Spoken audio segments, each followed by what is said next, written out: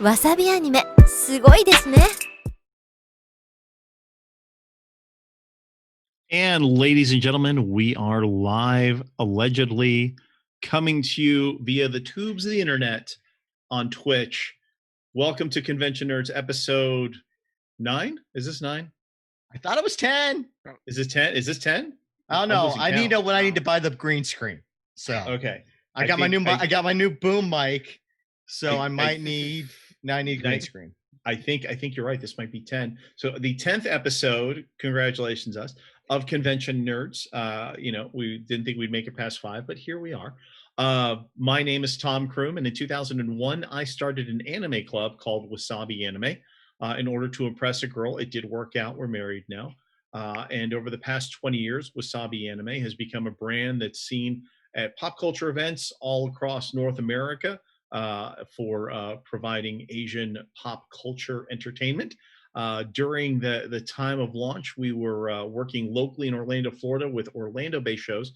And one of the first conventions, anime conventions I went to was a show called J-Con, the Japanese Animation Convention at the University of Central Florida in Orlando, Florida. While I was there, I crashed a Transformers panel where 2 people and 1 guy with half a brain were talking about giant robots that turned into cars. And I was the guy in the back row being the peanut gallery, correcting everything they were saying that was wrong, which was a lot. And that person was, of course, Ken, Joey Snackpants Nabby, my co-host. There was 4 people on the panel, Tom. 4. Oh, there was 4? 4 of us, because we had come for the Robotech panel. And all 4 of us were in the Robotech panel. And then we had Transformers panel. So there you go. Okay. But yeah, Tom had to be that guy in the back correcting everything we were saying because, Tom owns one of the largest Optimus Prime collections I've ever seen in my entire life. That is true. Got some real crazy ones. I got one that turns into a Nike shoe. I've got one that turns into Mickey Mouse. I've got a few. Yeah. The moose. Oh no, the moose. We've been talking mooses prior to the show. Prior to the show, Moose is squirrel. Yeah. But he's got one that's a mastodon. Big convoy. Yeah. So Tom knows more about the Transformers than I could ever forget or even think about forgetting. But we did J-Con for 10 years. Wow, 2000 to 2009. End up going and deciding to do real work because conventions isn't my job. And we did Florida Anime Experience. Now, Wasabi Anime is now a big production company where we tell people how they should do stuff. We're the Bobs of anime is what we are. The Bobs of anime. Yes. Okay. I'm going to remember that and copyright it at some point. So if you've been keeping up with the show, each week in Convention Nerds, we bring on somebody, a host, a founder, CEO, con chair for a pop culture event in North America. And we've been expanding outside of there soon to talk about running their event. Because right now, especially during the age of COVID-19, it's very important not only to see the differences in the shows that we all have, but the similarities in order to talk about directions that we go with this. Last week, we talked to a show in Hawaii, probably going as far away as we've gone from the North American continent so far. And we figured if we went to the sunniest, brightest, warmest state that we could find outside of mine in Florida, let's go the opposite direction. So we tracked down Braxton, who has a convention in Alaska. So go ahead and introduce yourself and tell us a little bit about that. Yeah, sure thing. Thank you, guys. You guys can definitely hear me, yeah? Okay. Oh, yeah. Okay, cool. Yeah, my name is Braxton. I am the convention head for Senshi Con here in Anchorage, Alaska, and also the president for Senshi Corporation, which is a nonprofit that puts on the event itself. I have been part of the convention since 2006. I actually attended the first one in 2005, and then after that, I wanted to be a part of it. But since then, I actually been the convention head since, 2011, stopped around, I think, 2013, and then came back, even though I was still helping out on the back end, and then been helping out since then, pretty much as the convention head itself. The convention itself has been, it's gone through a lot of stuff, especially here in Anchorage, Alaska. So, yeah, definitely the coldest state, I think, but I live here. Let's start at the beginning then. You said it started in 2004. Is that right? 2005. 2005. Sorry. Okay. Yeah. So how did it? And you came a year later, but how did somebody start an anime con in Alaska? How did that happen? Yeah, so it actually started up with in high school with two high school clubs. So an anime club here in Anchorage, which was West High Anime, and then the Diamond High video game club came together to put on this anime convention in the high school. Okay. Pretty much, that's how it all started, and it actually like with someone who actually is now in the industry within anime right now, Kira Buckland. She was the one who actually started Senshi Con, and she was actually the one who thought of this thing from the start. I mean, yeah, mostly it was all word of mouth back then in 2005, and honestly, the same for me. It's like it was all by word of mouth from a friend, and then also it was on a forum back then. And for me, I had no idea what SenshiCon was. And I'm like, yeah, forums. Yeah. It's like what is that? It's like the Facebook that, yeah, the Facebook that didn't need to know everything. But yeah, and honestly, that's how that started up, was from there. But then 2006, everyone was in college, and that's where we did the U.A. like anime club, and we continued doing the Senshi Con there at the convention, at the college itself. And Okay. so from high school on to college, and then from the college, it was there from like 2006 to, I want to say, 2013. Okay. And then Good run 2000, at school. yeah, so it's like a good 8-year portion, and then Yeah. 2013 on to, I want to say 2016. Yeah, it was actually in a convention center in the Egan Center. And then from there, it went to another convention center, which is the Denina Center, which is the biggest one actually in. Oh, I'm sorry. Go ahead. So you have two convention centers in Anchorage? Yes, we have two convention centers. It's a little bit weird when I say because that. the Hawaii guys, they didn't have nothing. Oh, really? They have no Oh. convention space at all. So the fact Everything's that Anchorage hotel has based there. two. Yeah, there's two. There had to be two, because the Egan Center can only hold up to maybe 5,000 people comfortably ish. Okay, that's a But conference center. That's not a yeah, convention center. No.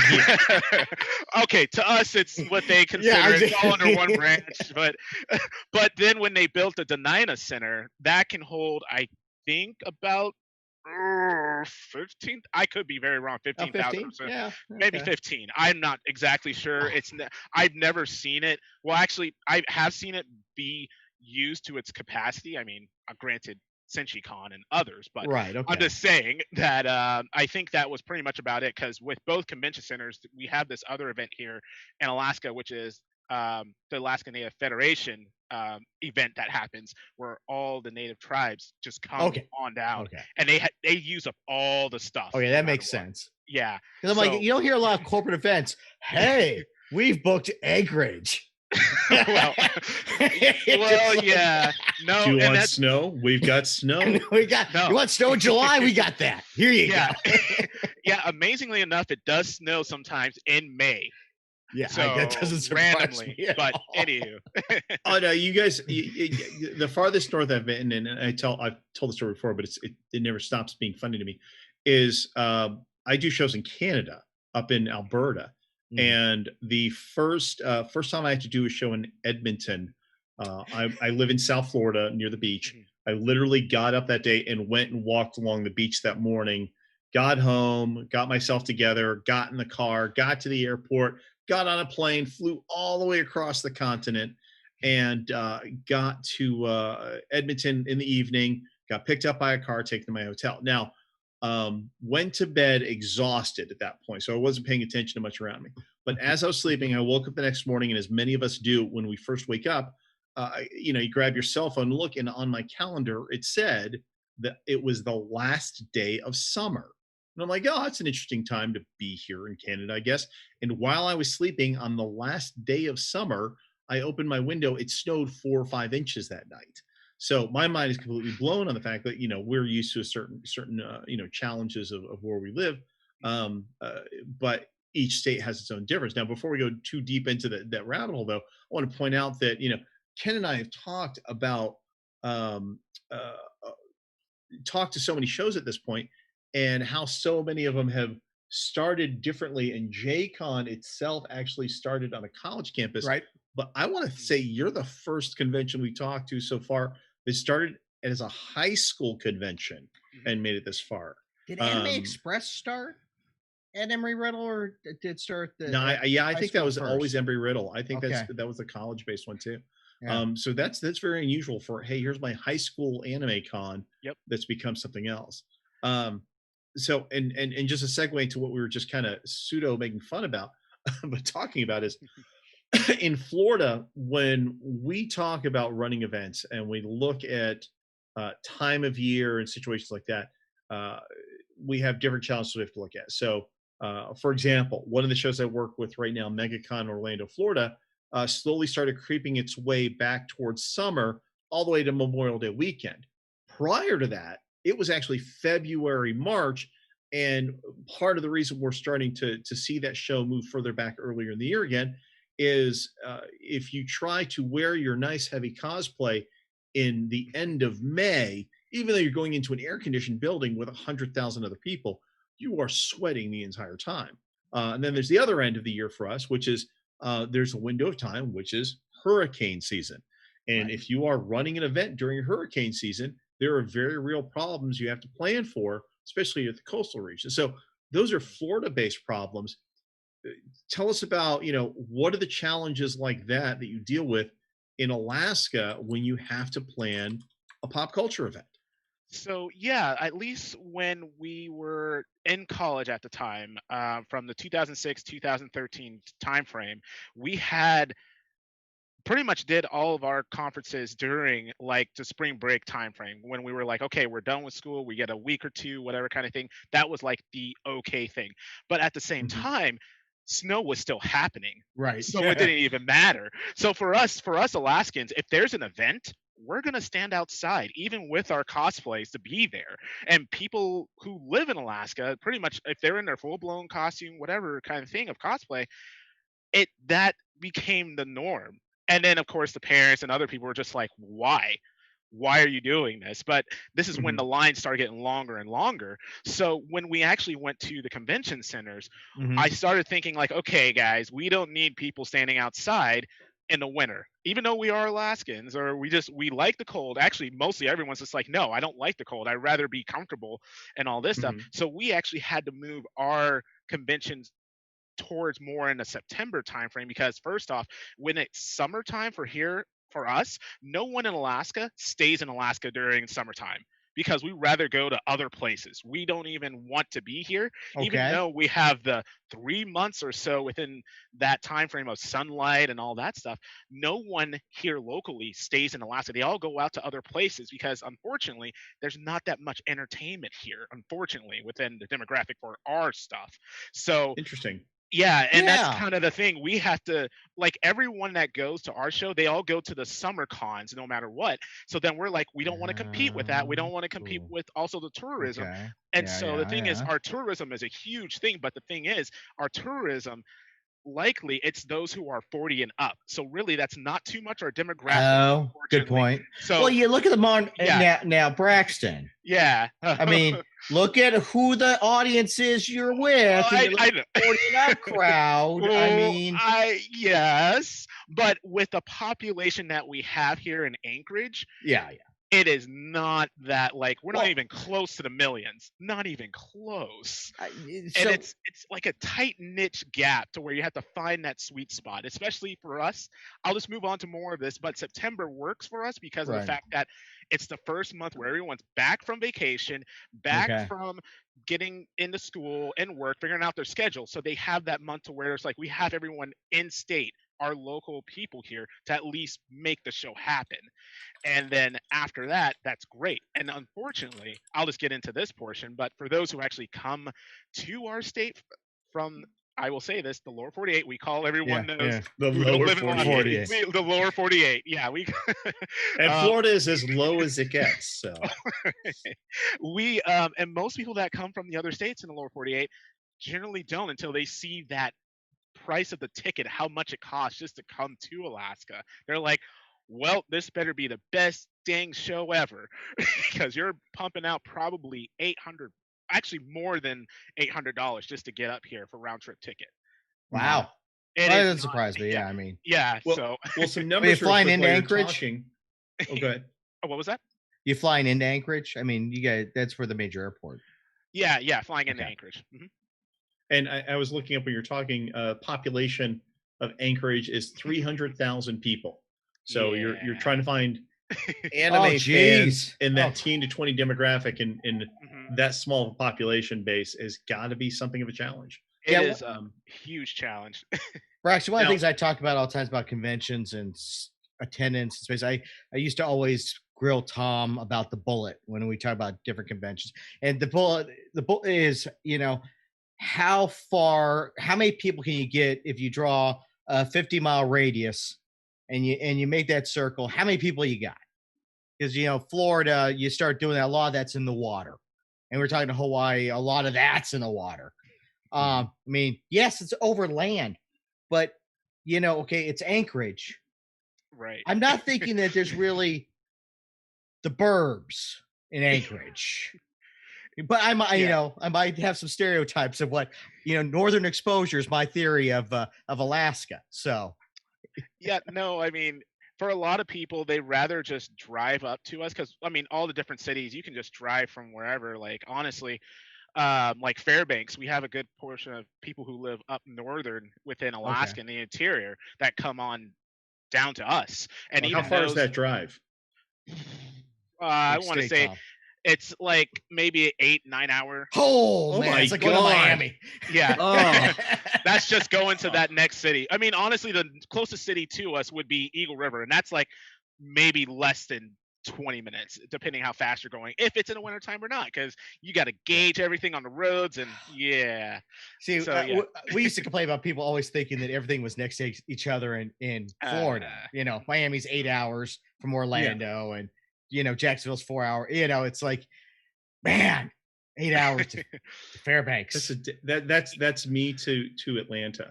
Yes. Oh, So yeah. I will It's a say big for state.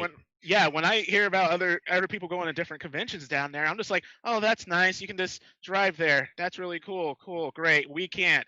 We could not drive to you guys. It'll take us a nice 72 plus hours, or I mean, gosh, it'll take us. I don't even want to look at the math on that one.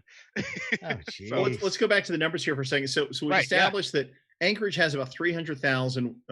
We call them warm bodies, but I don't know what to say for Right. Alaska. Yeah. In that region. Vampires, Tom. 2019 was your last physical show. How many Right. attendees did you? And you guys are a 3-day show, right? Yeah, we're typically a 3-day show. I mean, this year we just did it for 2 days because it was all online because the Right, okay. pandemic. So we just said, you know what, do it 2 days, see what we can do with content wise, and that was actually really good. At least with looking at the numbers from last year, I mean, we're looking at, gosh, I should have known this off the top of my head, probably about 35 to 4,000, if anything. That's actually kind of our low point because we had to move to an actual hotel and part of the convention. But 2018, we were like at easily 8,000 plus at that time. Interesting. Is unique or turnstile? Oh, sorry, I didn't specify that. So that was It's one of our more canned questions, turnstile. Braxton. Don't worry about it. Yes. That was more turnstile, if anything. Okay. Yeah. That's So still probably about I mean, 4,000 unique, which is Right. still a huge sampling. for that Right. population. I mean, Yeah. it's you start talking like the LA Basin's got close to 13 million people, and you're pulling that many people. If you can't get 20 grand, you're really asleep at the wheel. To get Right. that many people in an area of that sparse of a population, even at turnstile numbers, that's actually really good. I'm impressed. Yeah, it took a lot of time because I will say this. I mean, it's like finding that niche of how to keep going each year, something new and different. And that's how I always thought about it. Like, okay, what new guests do we need? Well, heck, we need a dog. What? You were like, what do you mean a dog? A dog cosplayer? Why not? And they're like, how do you do that? I'm like, everyone dresses up their pets. What do you mean? Oh, jeez.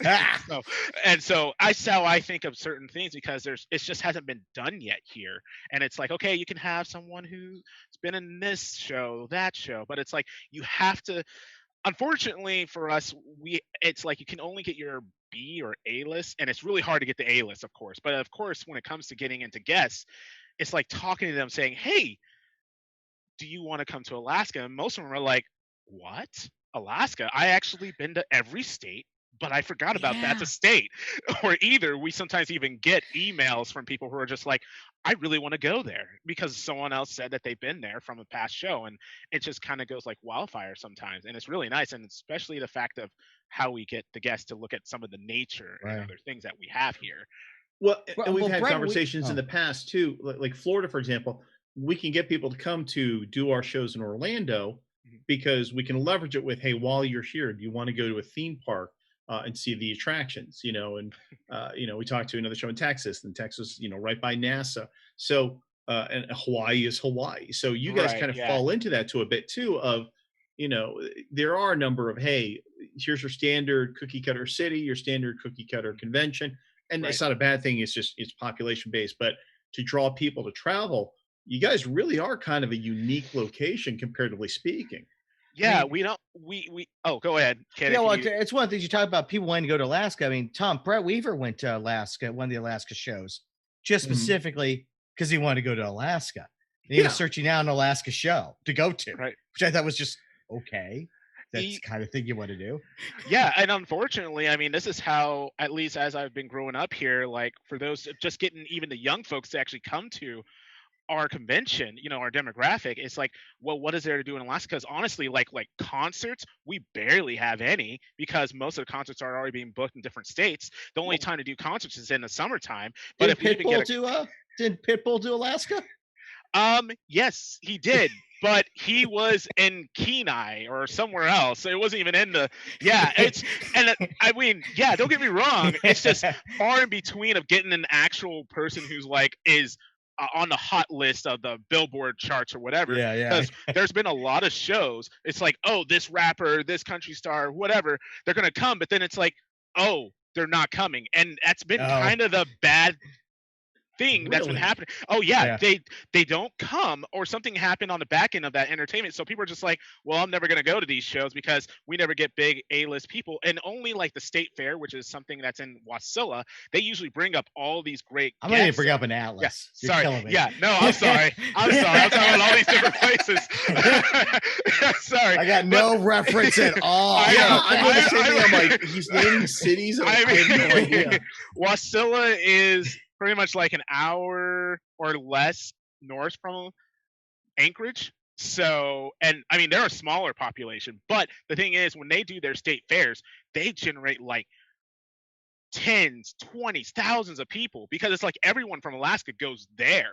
And honestly, Right. that was my goal from when I started Senshi Con, or at least helping out, was like, I want to be just like that. How do they do that? That I'm like, okay, well, it's a outside event, so that's one thing, and they can do that in the summertime, and people are always going Mhm. to go there. And that's one thing we always had to think about when we moved our convention in September. We're like, we're never going to contend with that because there's no way no one would even want to miss that. It's like everything from your market, your vendors, your celebrities, all that, it all goes and happens there. Um, so I mean, for us, I don't know if I even was I asking. Was there an answer? I'm so sorry. I missed out Oh, don't everything.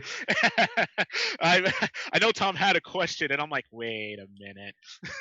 Well, no, it was leading into one. We were overall talking about the uniqueness of the challenges of the Oh, show, right, and right. let's kind of just step back into that for a second. Mhm. So we talked about the time of year that you deal with, and it Yep. seems the other biggest challenge. And again, I'm anybody else watching along. I think Ken's doing the same thing, which is I'm doing the how far. Yeah, how far people have to go just I to didn't get realize to. exactly how go. out of the way Kenai was. I mean, I was Oh one of those yeah, guys that voted on Pitbull to go to Kenai, yeah, but still. yeah. Exactly. Kenai is an island, so it's like, what? He comes to why? But then it's like, Well, okay, it was the cool. most. It was the most remote Walmart they could find. I mean, that was very much that was such an internet prank. It wasn't even funny. Yeah, know. no, exactly. And honestly, like, oh gosh, I mean, when it comes to us doing our shows, like we have to do the end of September. It usually works Right. for us because we're not against any other big shows when it comes to the summertime. Plus, our people locally are actually here in town because honestly, most of the tourism season, and it's the end of tourism season too, so we can actually get our hotels and all this other stuff. So we don't have to fight Yeah, against okay. that because once tourism season happens, everything's booked. There's nothing we can do. We're not even going to attempt to say, oh yeah, Hilton, Marriott, can we use this? Or like, no. And so we have Yeah, to fight tough. against that. Yeah, like good luck. Well, But then here's what I'm looking at that's blowing my mind. So Yeah. Anchorage, like we said, has about 300,000 people that you're trying to pull from. right. As soon as you get to the second largest city in Alaska is Juneau, Right. and that's 30 something thousand, like 10%. Like the Yep, state exactly. capital. It literally just and that's the capital, right? And It's a little Fairbanks bit- is the same, and it just goes down. So Right, you it guys goes- are literally just like the only like mass population in Right. that state exactly. to pull from and drive. Oh my god! So you Yeah. really are kind of trying to build. I mean, for lack of a better term, you guys are attempting to build an anime con in a bubble. Right, exactly. And I mean, the thing is, well, like from 2011 when I started this, I'm like, guys, we're not even hitting the other places because it's like we can stay and try and get the people here in Anchorage, but I'm like, why don't we go to the Fairbanks or Juneau? And I looked at the population numbers, and we actually did like our own road trips, kind of thing, just to promote ourselves. Say, hey, we have this convention, and people are like, wait, what's an anime convention? And we're Oh, like, yeah. Ken, how long is a drive from Anchorage to Juneau? Take a shot at it. Don't look at the map. 12 hours. Keep going. Well, are we into the 18 to 20 range? 19 hours and 30 minutes. Holy shit. Yep. And yeah, you shouldn't even drive there because it's mountains. It's literally like the other Seattle. You have to fly there. Yeah, it's the other Seattle. That's what we call Juneau, it. other Seattle. They should hire you, Braxton. There you go. Well, Here's all the flags on Google. This route has tolls. This route includes a ferry. This Right. route crosses over through Canada. Okay, and I'm that. Right. I'm going through Google Street View of Anchorage because this shows exactly how little prep I did. I feel really bad. There's no mouse tunnel like when I went to no. when I went to Duluth or I went to Minneapolis. There's hamster tunnels going for every building. There's nothing here. Oh my Yeah. It's the street. I will say they're just streets. They're highways. Oh, And you geez. saying there's no tunnels, I'm like, yeah, what's a tunnel? I don't know what that is. Like, Oh, man. there's a lot of just street. That's it. It's highway. That's it. Now, Nothing else. now let's build a little perspective here. Sure. Braxton, are you from Alaska originally? Were you born there? Yep. Born and Okay. raised. Oh my god. Yeah, I know. It's pretty. We are, and like you said, we are a bubble, and we are definitely considered that bubble. Like everything you guys get or other states get, we get like 5 years later. So we're Right, always okay. behind. We are super behind on everything. So we're just And like, everything's more expensive. I mean, I used to work for Lowe's, and we used to talk yeah. about shipping because we didn't have a facility in Alaska. We shipped everything to Canada. We had Lowe's Canada do all the fulfillment. So I mean, that's just crazy. Well, Hawaii had the same thing. I mean, you're on an island. I mean, same kind of mentality. But wow. yeah, it Are- is. It is very expensive to live here. So yes. Are the rumors true? Can I order Domino's pizza in Alaska with reindeer meat on it? Maybe there are actually. Yeah, we do have different pizza places where you can have reindeer moose meat. Yeah. Okay, God. so speaking of so moose, good though. Huh? Oh. so when I went to New Zealand, so long ago, I was just fascinated that there was 4 sheep to every person in New Zealand. So what's the moose person ratio in Alaska? Oh, I don't know. I don't know that. I'm not the moose ratio. Well, you're not a moose. Let me put this I into don't- a more casual conversation question. On a daily basis, living your life, Oh, how okay. often do you Do you run see into a a moose? moose? Okay, cool. I was like, You wait, interact the with a moose. ratio. I don't know the ratios, but okay. So how on a daily basis? I mean, you could see a moose. I mean, here in Anchorage alone, you could see a moose maybe at least 10 times, maybe 20 times within a year.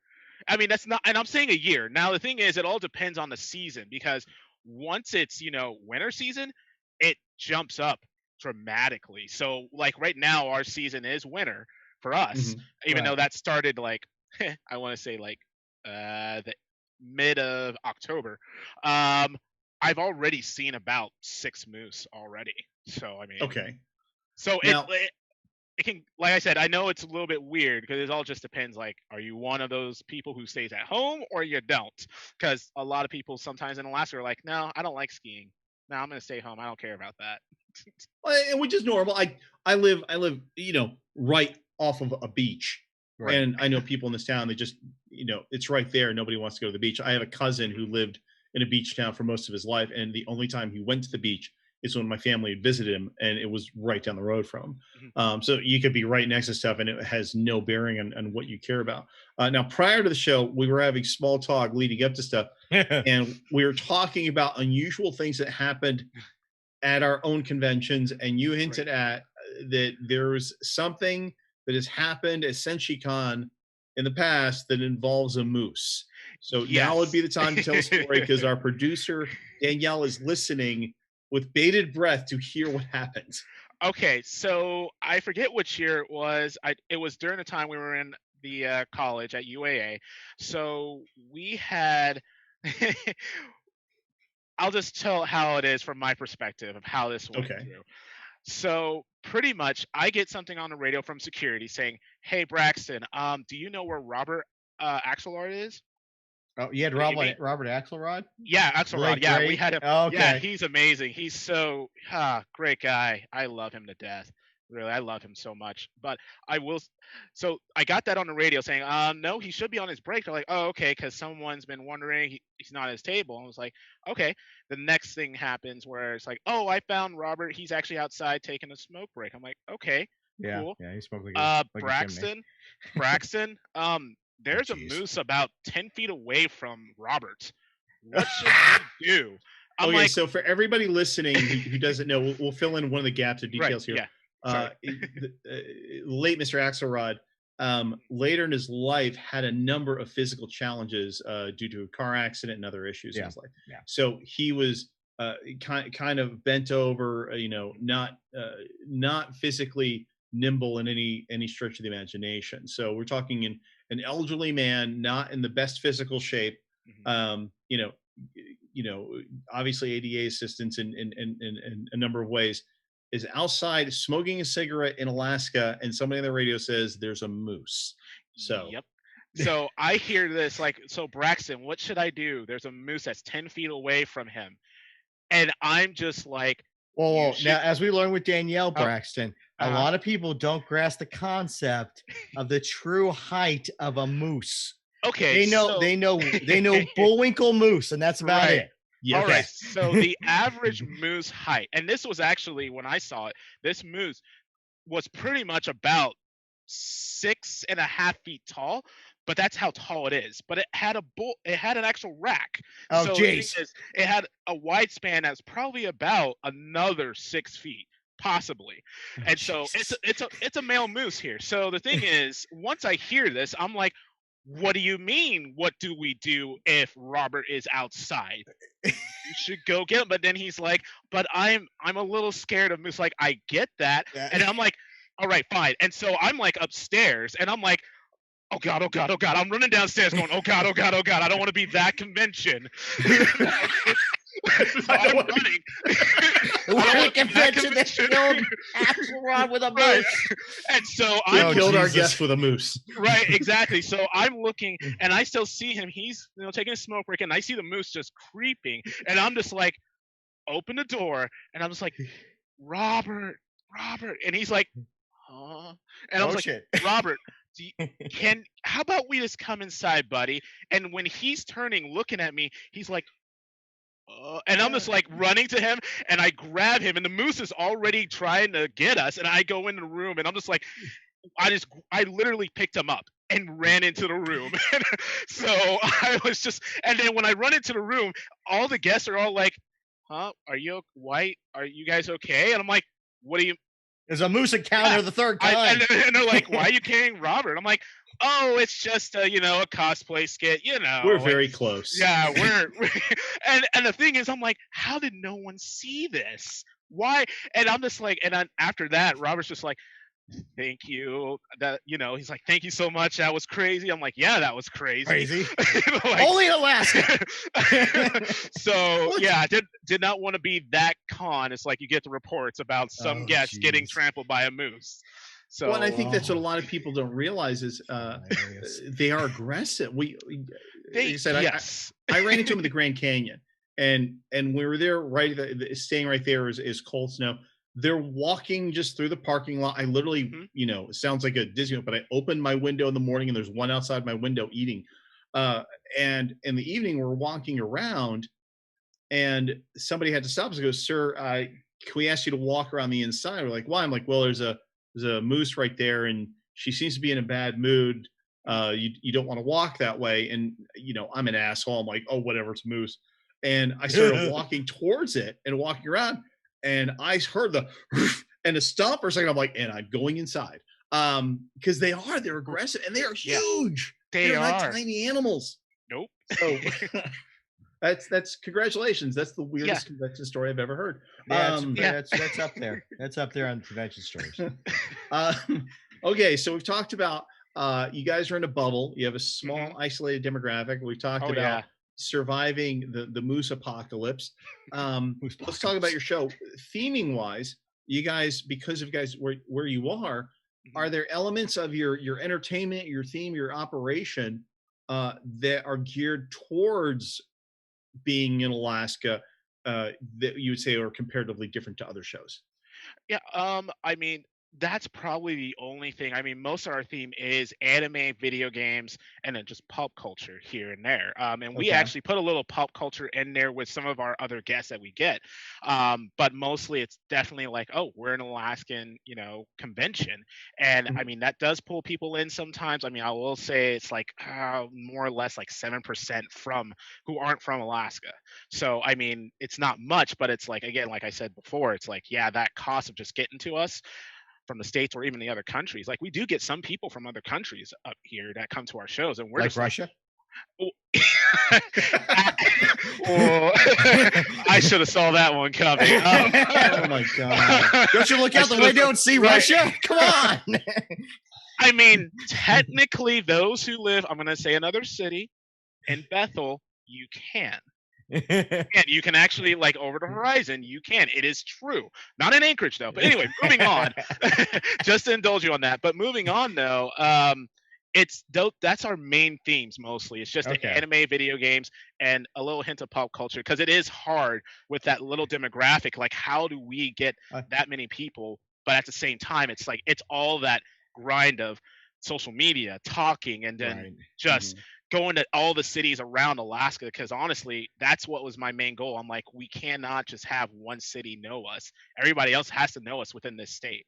If not, then what are we going to try? We can't get many other people from out of the states at all. And a good portion of Anchorage itself, we have a good portion of those who are the military. Like a good portion. The military is a big component of it as well. So, well, I mean, modern anime fandom was started by the CFO, the Cartoon Fantasy Organization, which had huge chapters in Japan and in Italy. And you'd see a lot of Yamato aired in the Italian language in the late 70s and early 80s. And these guys are the ones that brought it back over. Well, that's where modern anime fandom. So you still see a lot of that in there. But you're talking that Alaska is so much farther behind, and you start seeing stuff. What, I mean, are you guys getting your stuff via the interwebs? Are you, how are you getting your anime fix? And what is hot in Alaska right now? Yeah, mostly it is interwebs, honestly, of getting all that fix of everything. I mean, even then it's like we have our comic shops that, do the mangas and everything else. We have our bookshops too. And really it just comes down to how to engage with people, which is social media really standpoint. That's where it really helped most of our stuff. And even then it's like social media and then flyers. As much as I myself have been a proponent of like, I hate doing flyers, but it actually helps for some of those cities that just don't have that kind of technology. Because I will say, for us to be online here, a lot of people don't have that good bandwidth at all in certain other cities. And that's the other hurdle of a lot of things. Like, honestly, like our internet is not the greatest. So it's kind of like, we'll try and do our best, but at the same time, you do what you can.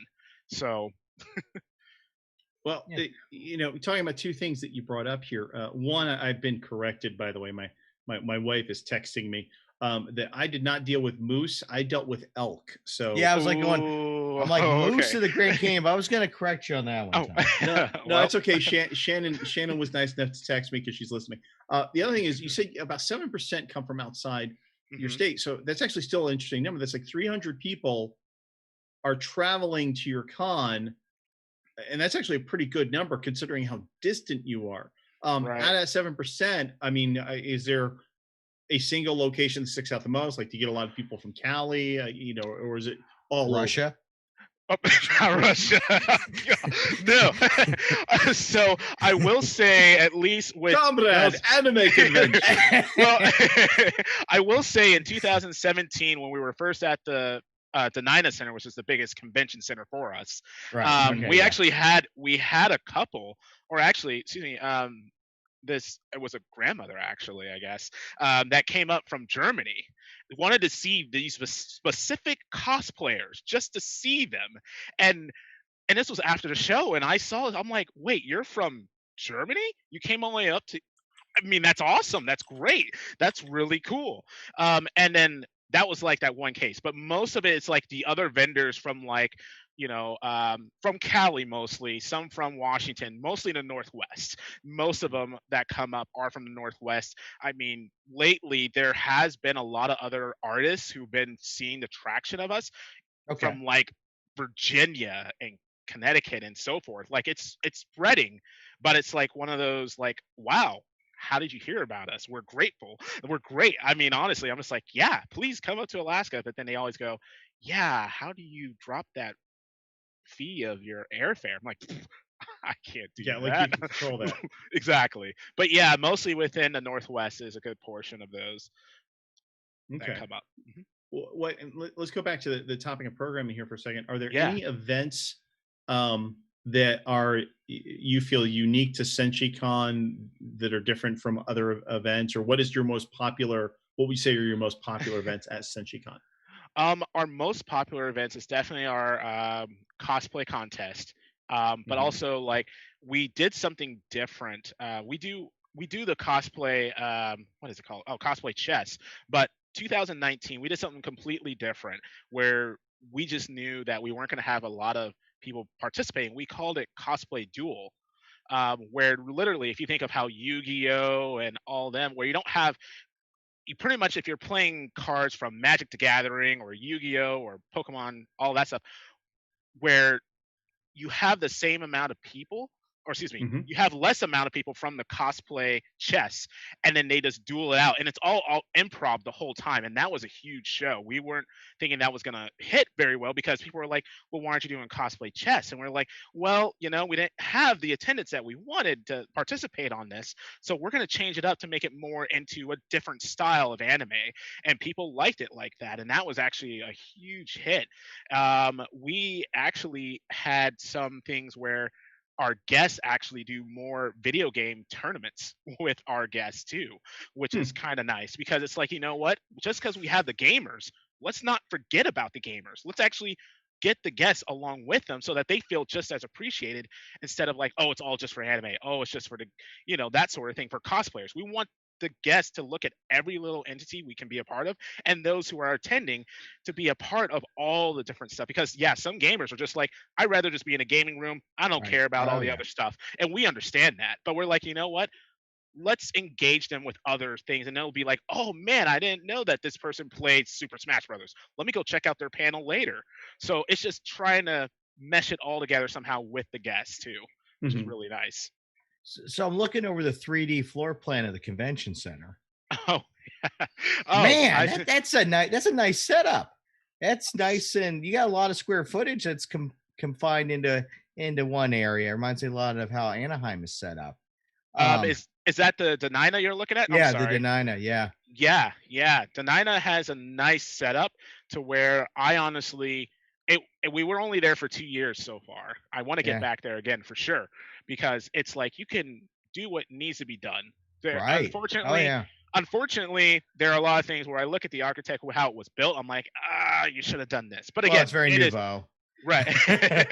But no, I really like that convention center a lot because before then we were in the Egan, which only had 2 floors. But this one's Right. like, okay, 3 floors, even better. And people love that place a lot. I mean, it is the biggest, but yeah, it's a nice convention center. So since you guys have started, Mhm. for your physical events, not counting Right. the virtual, Right. who would you say is the biggest guest you guys have had at Senshi Con in Alaska? Oh I man, got you the biggest response when you brought them. I want to say it's almost more of a tie on this one because it was Okay. literally when we I want to say it was definitely 2000. I could be getting the dates off. Either 2015 or 2016. We had both Zach Callison when he was still doing Steven Universe, and then Mhm. also Jessica Negri. Oh, okay. Yeah. Yeah, and honestly, when She it's brings so a crowd. yeah, she does. And I will just say this admittedly, like when people were texting me, because Jessica was just saying, hey, I would like to go to some conventions. You know how some cosplayers or whoever is just like, I want to go to these conventions. Out of nowhere, people just started pinging my name in with Senshi Con, like, Braxton, you need to look at this. Braxton, you need to look at this. And I'm just like, oh, Okay. I know Jessica. Cool, great, yeah, awesome. And this was the time when we were actually bringing up cosplayers. This will be the second year because the first time we brought up a cosplayer, it was Panon, which I Mhm. love and adore, like amazing.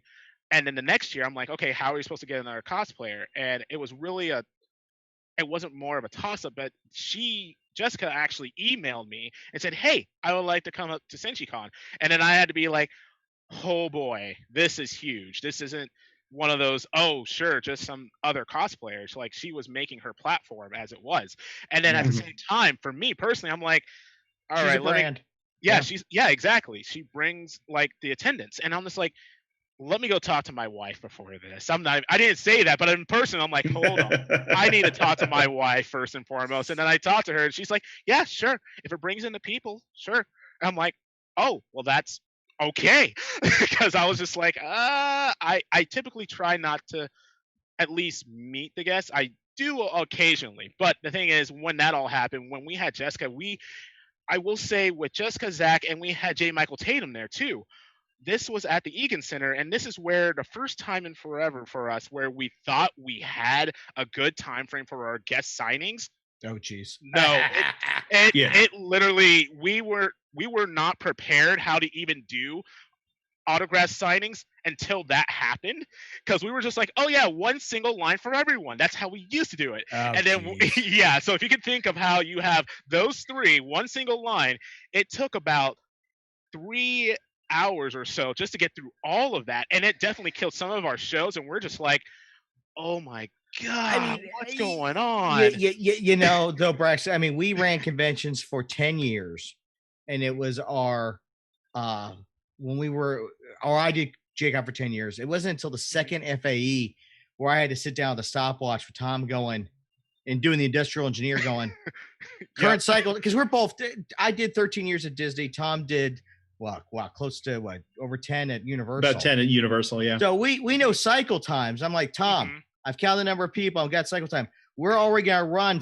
about an hour and 10 minutes over the time with everybody that's in line at this very moment. Oh, so either man. the cycle Yeah. needs to increase, right, or we need to extend this time and cut the line. And it's tough when you're in that because you don't want to be the Right. jerk that's walking up to a celebrity going, hey, I know you're trying to talk to people, but I need you to speed it up. Yeah. It's like, okay, cut the hugs.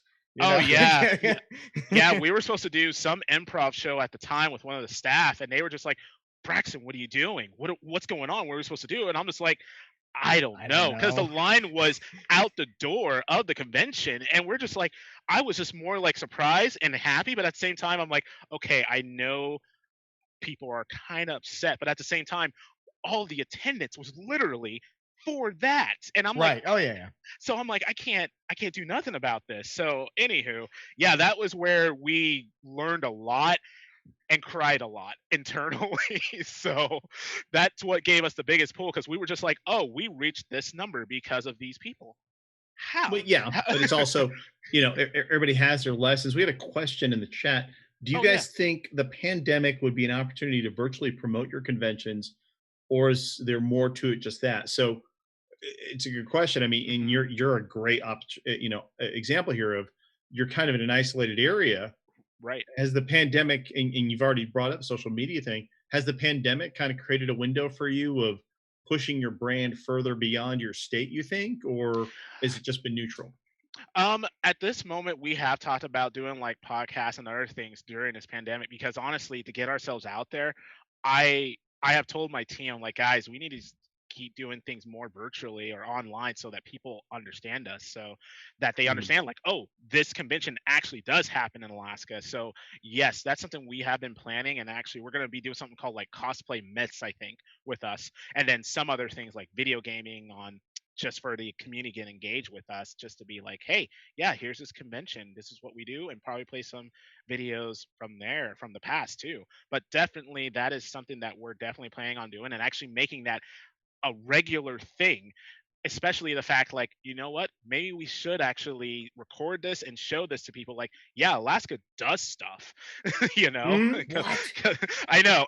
And honestly, again, like, that's the thing that people just don't think, like, oh yeah, I'm gonna go to vacation for Alaska because they have moose. Now we know you have snow and moose. Right, snow and moose. Yeah. The only time I've ever talked about going to Alaska, Braxton, is an Alaskan cruise. That's the only time I've thought about going to Alaska. Exactly. And the cruise and the tourism is phenomenal here.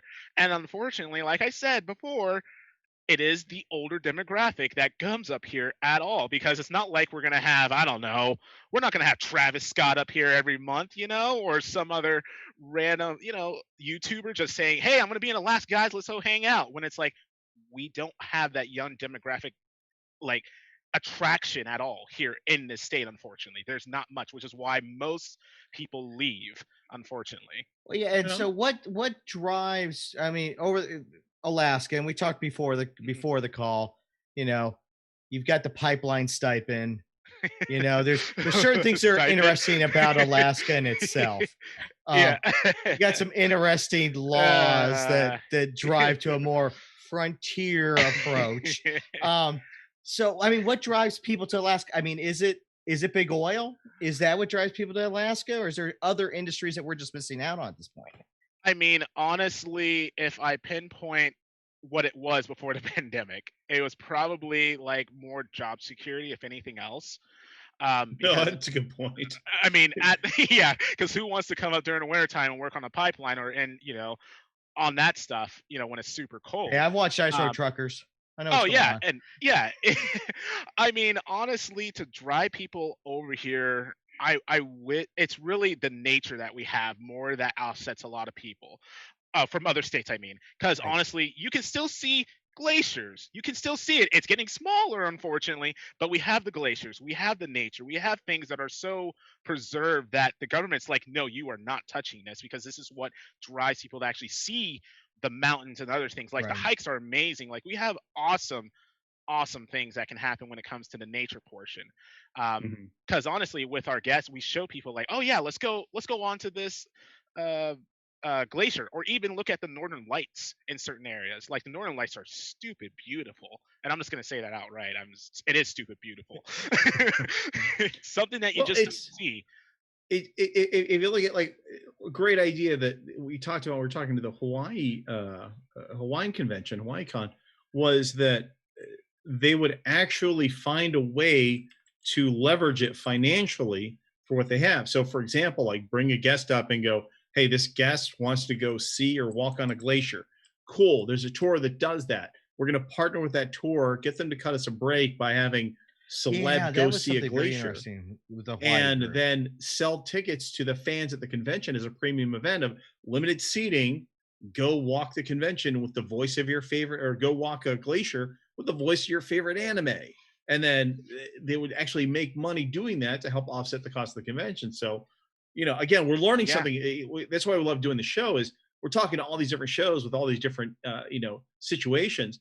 And I don't think we got, it was kind of a joke of, hey, let's book Alaska after Hawaii, because as different as you get. But honestly, it sounds as different, as you guys seen, you guys have a huge amount, a large number of parallel challenges, and it might be worth looking into, some things like that.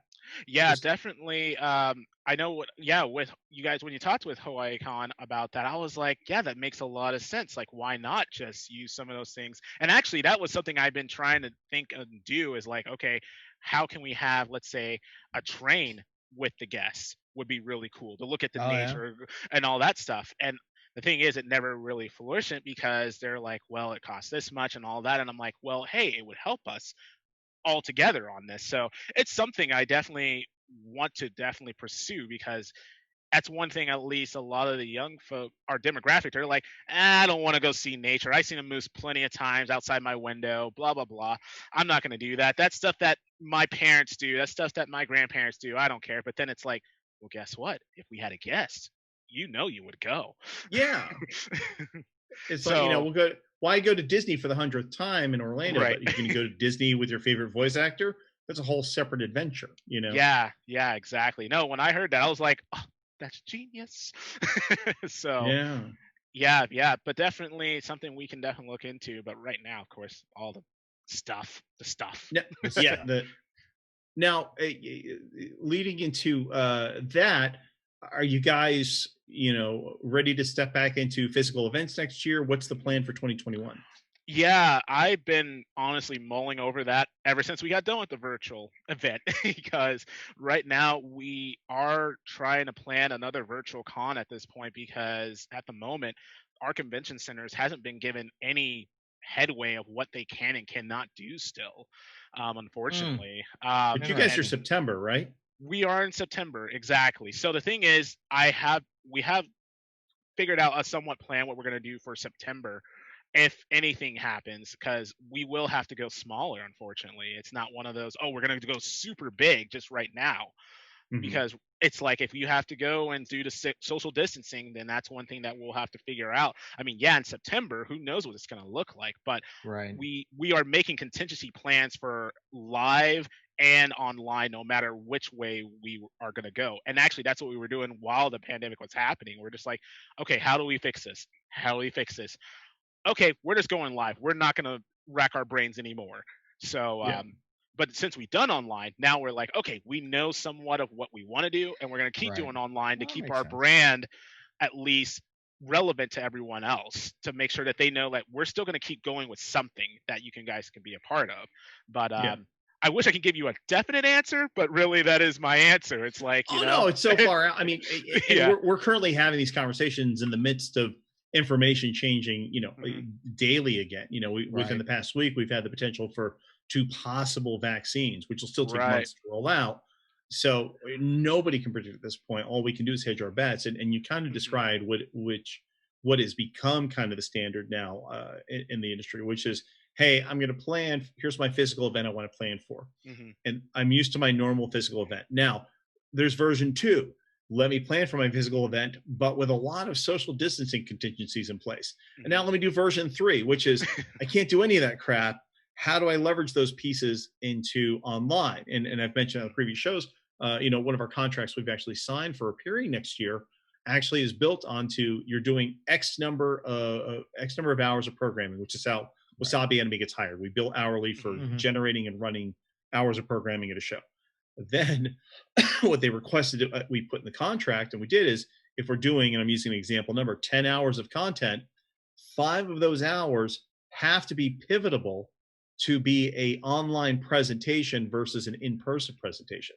So, Nice. if Yeah. I'm doing a celebrity Q&A and we're paying a celebrity, I can turn that into a virtual by doing it, as a stream or as a pre-recorded. Right. But it's also something that's being built to be a physical thing. So we're kind of in the world right now of three different types of shows, and I don't think any of us know that they are. But either way, if it was a physical show, do you guys have dates for next year yet, or anything like that? Or No, we don't have dates yet because they're just kind of still on the whims of what the municipality can okay, give Yeah, them. that's They're, part of the that's kind of, challenge. Yeah. yeah, that's the major challenge. They said that if we had a for sure solid dates, it would be September 24th to 26th, and usually okay, it's the last weekend of September. Okay. And what's funny, I'll just point this out here. We're usually always, if not one or two times within a year, always with the other anime convention in Georgia. I forgot the name of it. It's something, but it always happens somehow where we're at the same dates. So, anywho. Okay. Well, ladies and gentlemen, that is our show for this week. We got to go from Hawaii all the way to Alaska. Braxton, thank you for coming on. Everybody watching, we have that little ticker at the bottom. Please check them out on social media because there'll be, as he said, possibly another virtual event coming soon.